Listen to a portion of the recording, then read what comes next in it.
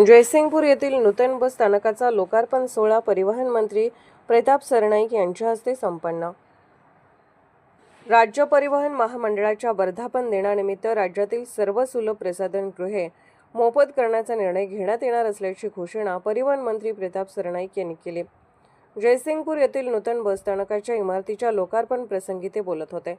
सुमारे 2 कोटी रुपयांच्या निधीतून उभारण्यात आलेल्या या बस स्थानकाचे उद्घाटन सरनाईक यांच्या हस्ते पार पडले। यावेळी त्यांनी कोल्हापूर विभागासाठी 120 नवीन बसेस देण्याची घोषणा केली।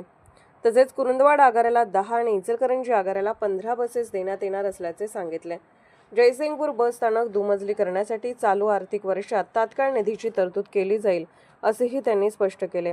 बस स्थानक परिसरात दर 4 तासांनी स्वच्छता, रात्री थांबणाऱ्या बसची यांत्रिक स्वच्छता आणि प्रवाशांसाठी आधुनिक सुविधा उपलब्ध करण्यावर भर दिला जाणार असल्याचे त्यांनी नमूद केले।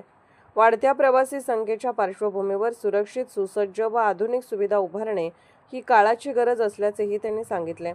एसटी सेवा अधिक सुरक्षित, स्वच्छ व प्रवासी केंद्रित करण्यासाठी प्रशासन कटिबद्ध असल्याचे त्यांनी स्पष्ट केले।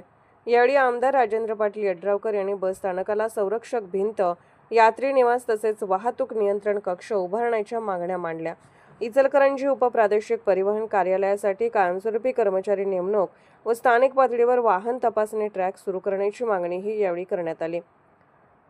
कार्यक्रमास आमदार अशोकराव माने, माजी आमदार उल्हास पाटील, नगराध्यक्ष संजय पाटील यड्रावकर यांच्यासह विविध मान्यवर पदाधिकारी, अधिकारी व नागरिक मोठ्या संख्येने उपस्थित होते। Bureau report SR News 24 Jaysingpur.